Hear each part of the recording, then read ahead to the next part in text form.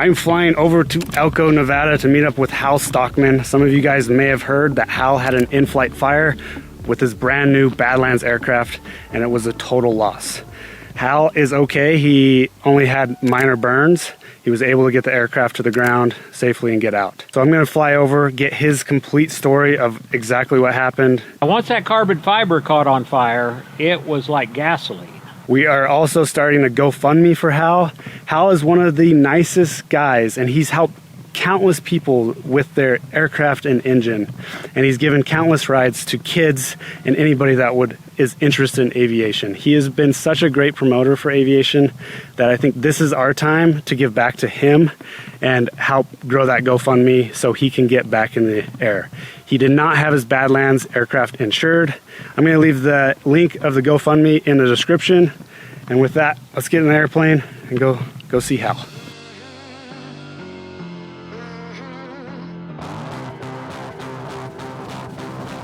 There we go.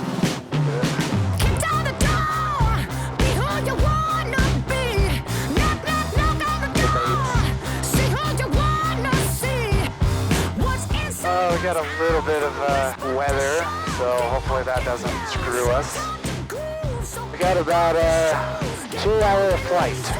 Probably a little bit more, actually. We'll see.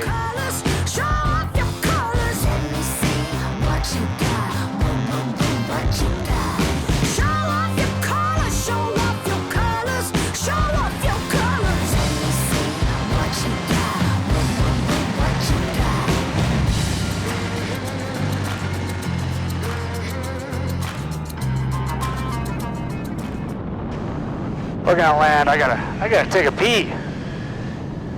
Road looks a little bit rutted. Oh yeah. All right, jump out, stretch my legs, and we'll be back.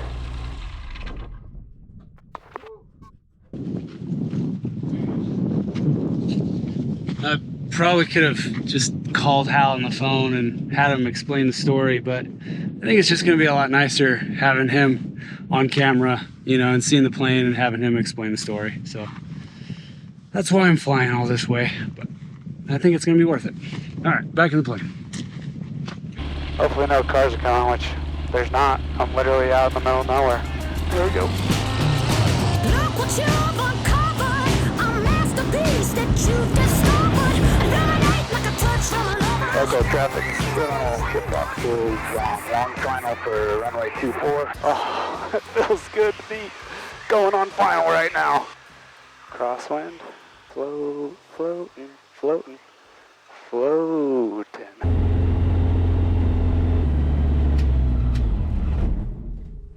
Where's your spinner? It might speed me up a little bit, huh? Yeah, it might give you a mile. Yeah, I probably could have picked a better day to come over. A half hour ago it was raining here, but it just all passed through, you know. And, I thought that sucker's going to be here just the same time Jonas gets here, you know. And then it went through, it made it by.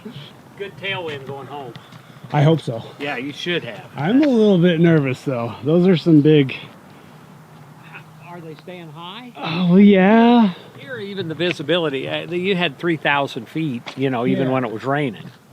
Hangar floor I could sleep on? Oh, we got a bed if worst comes to worst. Okay. Got a turbo diesel, huh? Yeah, that's my little get around Hall engine truck.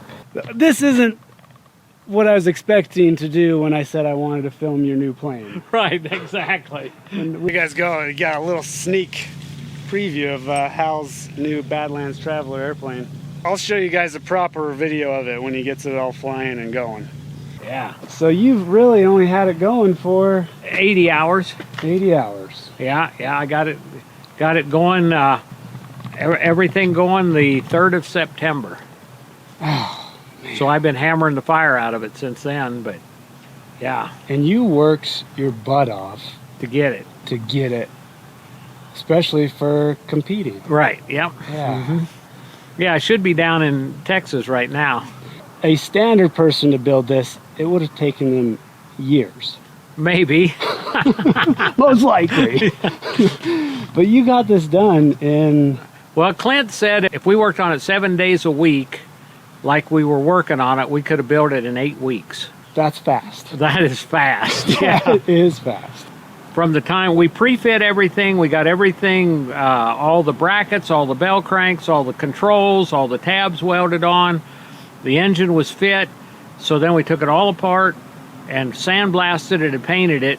And from the time we started sandblasting until the airplane could fly was 2 weeks. Whew. Holy crap, you were busy. Right. Yeah. You get up, work on airplane, eat, work on airplane, eat, Well, work on airplane, go to sleep. You know, it's right back here. Let's go. Yeah. I'll follow you. Okay. NTSB said they're okay Yes. with you bringing it back. I brought it home and just set it off back here, and I'm going to wait until they get here, and I guess Rotax is going to come with them. Oh my gosh. So there's the frame and there's the wings. And then this box is all the melted stuff. We just gathered it up and threw it in the box. You know, it looks a lot worse than I thought. That was one hell of a fire. Yeah. Yeah, once that carbon fiber caught on fire, it was like gasoline. And then it got to the tanks. What do you mean carbon fiber catching on fire? Well, the rosin in the carbon fiber.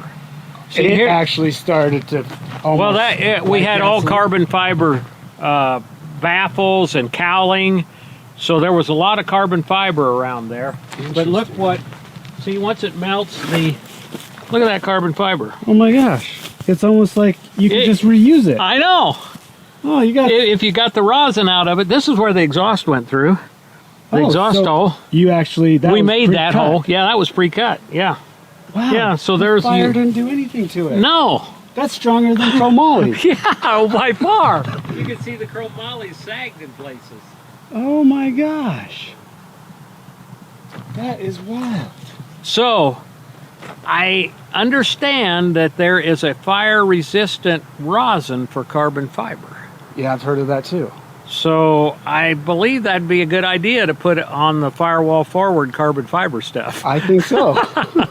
Because I think if the oil fire would have gone out in the dive, except the carbon fiber was on fire. The resin. The resin was on fire. Okay. And if that had gone out, it might have, it might not have burnt. Okay. Well, I'm gonna show some video of this, and then we'll get to the story. Right. Guys, this is incredible. I don't know if you can see how hot that it actually melted. The turbo literally is, oh my goodness. You didn't have any injuries. Right. I've got you can see, there's my shoe and pants. That's what burnt. But see, my sock, you can see I've got a little blister there. You can see the evidence coming through my sock. But it's like a burn you'd get welding. Oh, it wasn't that bad? No, no. But yeah, it's no worse. I mean, I welded all my career and set myself on fire, and I've been burnt a lot worse than that, just in normal work. Yeah, exactly. I had a blister. I had a hot overhead welding, and it went down and got between there and there. There was a big old burn there. You can still see. Yeah, that was when I was 22. Oh wow. How old are you, Hal? 71. 71. Yeah. Well, but yeah, it's really sad for all the work we put into it. I've been leery. I've been skeptical. I have always had carbureted engines with low pressure fuel. The high pressure fuel under the cowling and the hot turbo were always kind of a negative to me, but I thought, and I was very diligent. I checked hoses and had heat shields on things, and I thought I had it where it was okay, but obviously some little thing wasn't. Yeah. Yeah. All right, well, let's get to I guess, the event and, you know, where were you? Where were you flying from? I had gone over to Fairfield. They'd had a new runway dedication and a fly-in. So I went over there and we looked at little airplanes and flew around. And so in the afternoon, it's kind of bumpy. It was warm. So I just decided I'd stay overnight and leave early or daybreak in the morning. And I'd come up and come across the salt flats, and I was climbing the ridge out of Wendover. And the first thing I saw was flames coming around here and burnt the fabric off. Now, did you see that inside the cockpit or Yes. on the outside? No, inside. And what altitude were you at this? I was about 8,500, probably 3,000 to 3,500 above the ground. And how fast were you think you were going? Oh, I was just cruising at 110, 120. Okay. And all of a sudden, you see flames coming. Yeah, I had no bobble on the engine, no indication of any problems whatsoever until flames started coming in the cockpit. In the cockpit, right down by your ankle. By my ankle, yeah. So I immediately just chopped the power, shut the fuel pumps, the fuel off, the engine off, and dove. And I don't know how fast I was diving, but the fire was, I couldn't see any flames. I had the hole in the fabric, and I couldn't see any flames when I was diving, and I thought, well, maybe I got the source shut off. Yeah. But it's still windmilling, you know, okay. because I'm diving. Yeah. And so when I leveled her out to land it, the flames came back with a vengeance. And when you're diving, you obviously are looking for a spot to land. Yes, all at the same time. I'm looking, and the freeway was right over there, and there was a kind of a little frontage dirt road along the outside the fence of the freeway, and it appeared the sagebrush was really diminished, so I had no problem. I couldn't land on the road because it was too close to the fence. So the landing was actually perfect. Yeah. No bumps, no bounces. Just stop that thing and jump out. Yeah. And at that point, it really started. Oh yeah, it was just boiling up around the cowling, and I dove in and got most of the stuff out of the airplane. Wow. Had fire extinguishers. You didn't have one. Well, I don't think a fire extinguisher would have done any good by the time I was on the ground. I did not have one, and nobody stopped with a fire extinguisher. There were a couple people stopped, but it was fully engulfed by the time they did. Oh, wow. Working in the mining industry all my life, a fire extinguisher, a normal fire extinguisher, puts out about a second of fire retardant per pound. So even if I'd had a 10-pound fire extinguisher in there, I would have had 10 seconds to get that fire out, and that carbon fiber cowling was burning so hot, I think it would have just reignited, even if I could have got it out. Even if you got it out. Now, if you had a small fire and get it quickly, that's the only time a fire extinguisher will work. For this, that carbon fiber, I think... I didn't realize the resin was flammable. I guess. It certainly is, as you can see how it did. Yes. Now that that's kind of passed, let's, I guess, quickly touch on NTSB, what they asked of you and how. Well, at first they said I couldn't move it. I had to secure it. Well, it's out in the middle of the desert, so there isn't any way to secure it.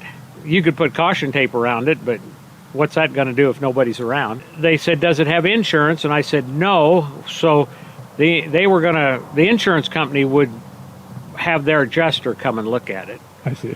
But so the NTSB, I said, well, I need to take it home. And they said, well, you can take it home, but don't work on it. So I just took the wings off and picked it up and put it on the trailer and brought it home. So we took the tail feathers off also. So the tail feathers are good. The tail wheel is good. The one wing didn't get burnt horribly. So you might be able to use... No, there's nothing usable in it because those are all glued together with that urethane glue, so you can't...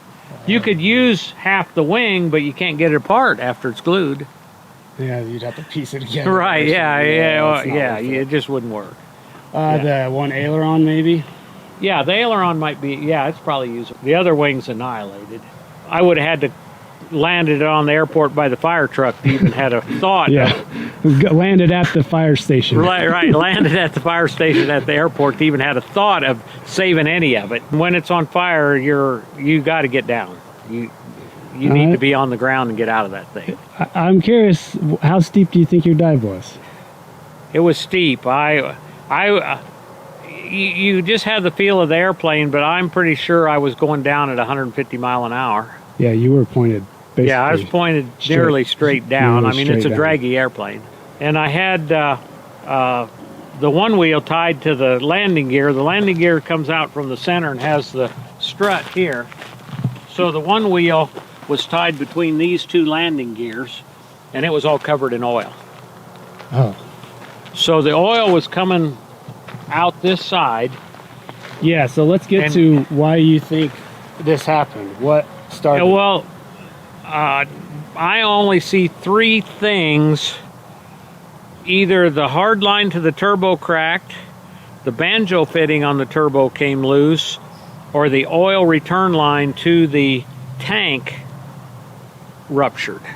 Well, I think one. I don't know whether we're going to be able to tell. That's be the NTSB. I'm going to let them. You tell me what happened. You know, you have oil pressure going to the turbo, so if that breaches for some reason, it's going to spray. And then you have the 4-pound blow-by oil and air, blow-by air going back up to the can. And if that opens up, then that's going to do it also. Now, it's possible you could have a leak up on the top, like at the governor, and go down through the heads, and it would run onto the turbo. But I had checked that several times, and there was not a drop of oil on the top of the engine. Fuel is ruled out, in I your had opinion? 3,000-pound fuel line. See that braided line there? That's a 3,000-pound fuel line. Okay. I don't think the fuel lines were an issue. And fuel would have gone out. So going forward, is there anything you think you would do differently with the build to prevent this? Well, once we find out where the oil came from, it is very tight clearances, and the turbo runs very hot. So maybe have a shroud to carry the oil if it does leak. I don't know. I don't know. Cover the turbo up a little. Well, I worked construction for many years, and we burnt down a lot over the years. A lot of things burnt down with a hydraulic hose blowing and getting oil on the turbo, and it's like a gun furnace. It just melts the machine down. So in the 90s, Caterpillar tried covering the turbo with heat shields so that if you did get oil, it would not get on the turbo. But we couldn't keep turbos on them. They would just spool off. They'd get too hot. Oh, I see. So we had to take the heat shields off, and they put hard lines and guards and what have you on the hydraulic line, so if a line broke or ruptured, it would not spray the oil on the turbo. But you have a lot more room in construction equipment, and you don't care about weight, so you can build whatever you want, you know. Exactly. Yeah. The fuselage doesn't look bad, but in your opinion, there are places where it's sagged. I think it's taken the temper out of the chrome moly. The fuselage is probably good. You can see where when the paint is melted like that, the fuselage is probably, the temper is probably compromised. When it burnt the rubber hoses off, then that gasoline's running out, and, you know. Yeah. Well, with the community, the aviation community, we want to do our best to get you back in the air. And Trent's already started the GoFundMe. Right, yeah. So it looks like it's up around 40, which is... Yeah, we're getting close to buying an engine. Yeah. Yeah. That doesn't do much for time. No. Tony at Shock Monster said he'd give me a new pair of shocks. That's awesome. So things happen, and I appreciate anything anybody does, but I don't want anybody to feel obligated that they need to help me. We'll trundle our way through it no matter what. Yeah. Hal did not ask at all for Trent and I to do a GoFundMe, but we've thought it's appropriate in this situation. Hal is not a millionaire Right. by any sort. You retired, but you still work. Yeah, well, my retirement gig was to fly around little airplanes and work on little airplanes. Yeah. So I specialize in the 900 series Rotax, and this is the 916, so it's one of my specialties. So, yeah. The plan is right now to start rebuilding, right? Mm-hmm. Yep, build the exact same thing again. I know. We're hoping to have one going by spring, so for the first competitions. Guys, that is wild. Really, that's the goal. the goal of spring. Yeah. Yep. I love it. That Yeah. Guys, if that doesn't fire you up to Hal, I don't know what does. I thought about having people buy the Hal T-shirt, but we only really make like a $5 profit off that. So instead of doing that, just go donate to the GoFundMe for Hal. Let's get him back in the air. We'll keep you posted on the build. And, yeah, Clint is good at that. Yeah, I think these Badlands Travelers are going to be popular. How it performs is, and let's talk about that a little bit, because it is This is the very first one. This one was completely stick built. Every tube is fit and cut. Every bracket, every part of it. If it worked good, it was going to go into SolidWorks, and then you could buy the kit. Well, it flew slower than the Rands and faster than the Rands. You didn't need brutal angle of attack to really slow down. Had good cruise speeds, good fuel economy. Comparing it to the 200 horse plus Badlands Lycomings, it would outclimb them 1,000 foot a minute.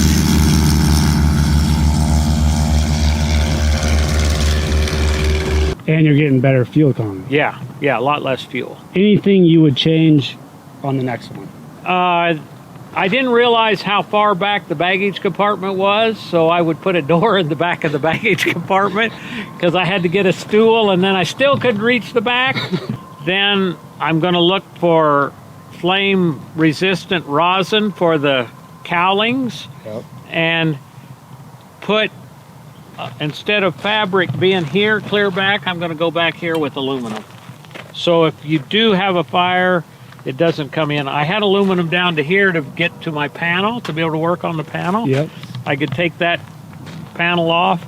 I'm going to put the panel clear down. That way, if it does, heaven forbid, catch on fire again, at least you'll see the flames outside, not inside first. But hopefully we'll find the why it did what it did, and then we'll be able to nip that in the bud and not have that issue again. I mean, it's kind of like when my engine broke the rod in Wyoming. You just get another one and get it done. Which is, to even think about that to this day, I was there. You showed up a couple days later. No, 6 hours behind you. 6 hours behind you. Yeah. With a new engine. With a new engine. Other people would be like, put it on the trailer. We're taking it home. Right, and you won't see it for a year. I understand the insurance was they wouldn't insure it. Well, they don't have a track record. It's the only one. It's a one-off. So they don't have a track record, so they don't want to insure it. I'm sure for enough money, I could have got it insured. I've never bought hull insurance, and I think I'm ahead still. I'm not ahead after this one, after this mess on this, but yeah, and I'll take this frame back, and like the motor mount, we didn't have a jig for it, so now we know exactly how to build it, because that one's no good, but it's good jig. The torque tube, the controls, all those are hand built, particularly for this. Well, now we got something we can go off. We can measure that. We need this. We need this. We don't have to put it in, measure, that's too long. Now we got to shorten it up. That will save a lot of time. Yeah, that'll save a lot of time. So we've done it, and I don't know how it got enough heat to melt that there, But we did have a lot of carbon fiber on it, a lot. So yeah, and that's a new one to me. I didn't realize the resin was flammable. flammable. That flammable. Yeah. I didn't realize that. Well, I didn't realize it till I was watching it burn. Carbon fiber. Yeah. Yeah, and it didn't even burn it. Didn't even burn it. like you could soak that in gasoline, set it on fire, and it wouldn't even do anything to the carbon fiber. That's wild. Yeah. I want to see the wings over here. Yeah. Yeah, this is the left wing, and the right wing is just damaged. Oh my goodness! It literally just melted. It disappeared by the fuselage. It's gone. Oh, it literally melted it. Yeah, melted it and burned it. Burn it like it dripped. There's piles of aluminum in there. All this stuff is literally from the airplane that was on the ground. Oh my goodness! So it. Oh wow! It carbon fiber hit. There's the top one. Holy dang!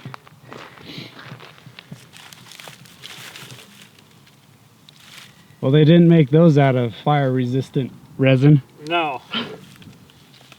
But a blade shouldn't need to be. No, that's true. Yeah, see there was 2 plies with foam in the middle. Oh, such a bummer. How long have we known each other? I'll bet it's pushing 8 or 10 years. 8 or 10 years, yeah. Hal, when I wasn't doing YouTube at this time, I had a real serious accident. Well, it wasn't really an accident. I had a failure on my airplane, which I'm going to tell that story one of these days. And it actually happened right over here in Nevada. And Hal, I called him up and he flew over and picked me up and saved me. We were going to try and fix it, but it was a little too much. Yeah, it was beyond field fix. Yeah, so I'll tell that story one of these days. But he has dropped everything and helped me. He's helped so many people. Working on the little engines. And my motto is, advice over the phone is always free. Sometimes that's all it's worth. So, but I do get to help a lot of people out with troubleshooting their, because everybody calls me, so I learn all the problems so I can pass those on. And then I'll send parts, I'll send a carburetor, I'll send ignition boxes. If we think we're down to a certain problem, triggers, I'll just send it to them. If that fixes it, fine. If it doesn't, put it in the box, send it back. Yeah. Thank you so much, Hal, for telling the story. Yeah. Seriously, guys, anything helps.